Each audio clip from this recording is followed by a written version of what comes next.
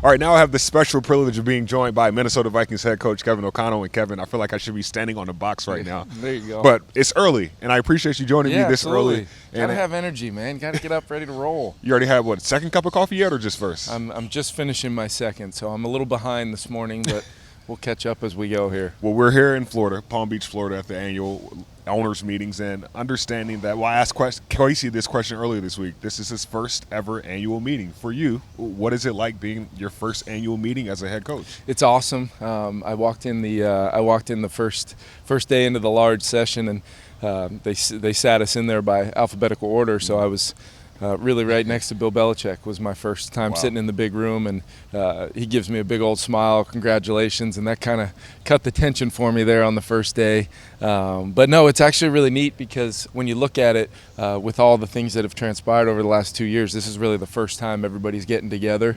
So there's a lot of coaches here for the first time that have not been able to go about this process. So guys like Brandon Staley, guys that, Matt Rule, guys that I've talked to that have been coaching a while. At least last year was at least Brandon's first year, but they've never actually gotten to do this before. Right. So when you talk to these guys, they're excited about it just like I am, but more importantly, they don't have all the answers either when it comes to knowing where we're supposed to be, when we're supposed to be there. So a lot of times there's a nice little pack of us young guys that show up early to stuff, and then Coach Reed and Coach Harbaugh and some of these guys come cruising in right when they're supposed to. Exactly right. They know what they're doing. So I always love your answers when people ask you, like, is this surreal? And you always say it's right. Yeah. So have there been any full circle moments just being here and understanding the moment and the opportunity this is? Yeah, I think the one I mentioned of sitting next to Coach Belichick is one. Even last night, Coach Reed pulled me aside and to share a conversation with him where he's really talking about my future and how excited he is to watch me grow in this role, and thinks really highly of our team and our coaches that I hired. That gets you excited because that's a guy that's, I think 23, 24 years now of come to an event like this, and being kind of in a lot of ways he's a mentor for a lot of coaches here, as well as seeing a guy like Sean McVay, who I hadn't seen really since the Super Bowl parade, and getting to catch up with him.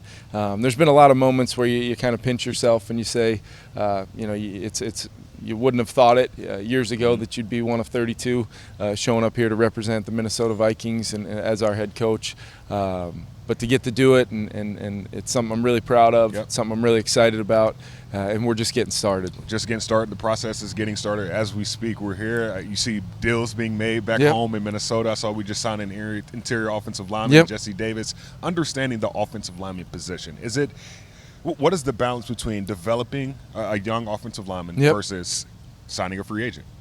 Well, I think you want to look at the group as a whole. Okay. Sometimes it's really easy to look at individual spots. Hey, this left tackle, and that's all I've ever heard about is how important the left tackle is. Well, we've got two good tackles. We've got two really good tackles. A really good young player on the left side in Christian that's going to ascend in a hurry. I really, you turn on the tape, you're like, wow, this guy's got a physical skill set to why put a ceiling over him of how good he can possibly be.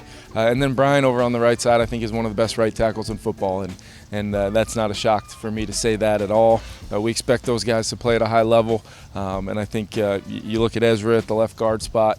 I think his arrow is pointing sky high because of the skill set. He's got great feet. He's got heavy hands. You really see him playing well with not only Christian on his left, but Garrett or Mason last year, at the center spot.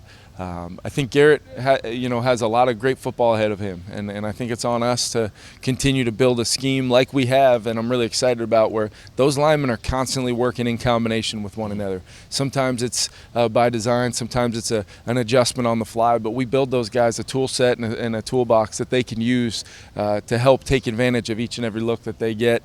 And then you mentioned Jesse. We signed, obviously from Miami, a veteran guy that's played a lot of football. I think he's missed one game, one start over the past 4 or 5 years. Durable, experience, brings a lot of the things culturally that we want as a fit to the locker room. And then ultimately we're going to allow some of those guys to compete in there. We're going to get the best 5. We really want to have come out of training camp with, knowing who's going to be wearing a uniform on game day. You normally get 8 up on game day. We want to have a really solid group there that we can have some depth but also feel really, really good about that starting 5. You talk about game day. I know it's early. Have you, drawn out your first play that you want? Oh, no. No, That point yet. No, I mean, I can think of a few nominees, but I got to know who we're playing. I got to know, what's the situation. Knowing Ed Donatel in our defensive group, maybe it'll be a sudden change turnover. We'll be taking a shot down the field. I don't want to give away too many secrets, but that's a good question. I better start thinking about it. I asked you this a little bit earlier off camera, and I was saying, understanding that we're bringing this offensive line group together. We have the skill set players around Kirk to be able to thrive. Kirk is already an accurate quarterback. He just, like you say, doesn't have to think before he throws the ball. The guy's just a cerebral mind. Understanding that, you already coached him. We joke about this a lot off camera. When he was in Washington in 2017, that's the most rushing yards he ever had in his career, 170 yards, which is not saying much, but still, where do you see him growing, and where do you see that next step for him in his game, understanding where he is right now? Yeah, I think the biggest thing for me is we've got a guy with a lot of experience. He's got a skill set. Yeah. How can we put together an offensive system that allows him to just play quarterback? And what do I mean by that? It's operating within the rhythm and timing of the snap, clearly defining progressions for him, so there is no gray area. This is where we want to go with the football.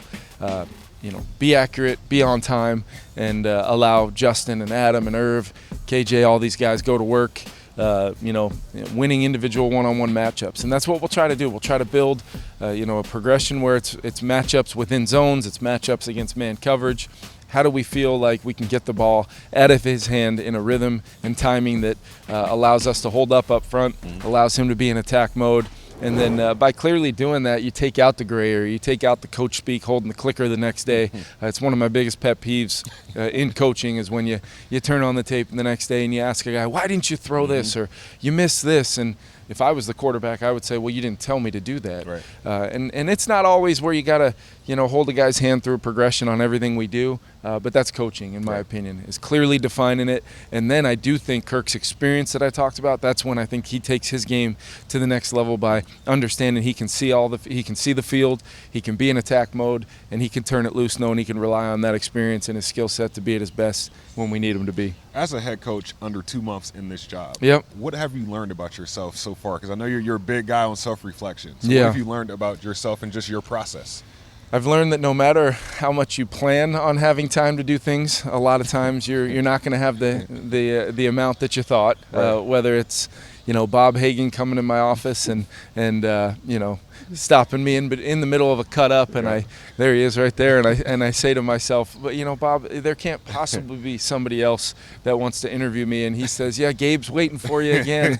He hasn't given me the time for 2 more yet. So. No, he hasn't. It's coming, trust me. But I think that's the biggest thing is just balancing. It's more than just football now for me. It's more than just offense for me. It's now balancing a lot of things. It's getting with Kwesi a ton, and him and I being side by side, and him really, I give him so much credit for his ability to communicate with me, but also understand the football schedule that we have as we build an offense and a defense here moving forward. And I think that's just been it. There's just not enough time in the day, but that's why we wake up early, we stay up late, and we keep attacking this thing. Well, we got a few more times between now and next February, hopefully hosting that Lombardi Trophy, so I'll let you get out of here with that. So appreciate your time today, and thank you for waking up early with me this morning. Yeah, thanks for coming down here. Tough life coming down to Florida, and all you got to do is wake up and interview me.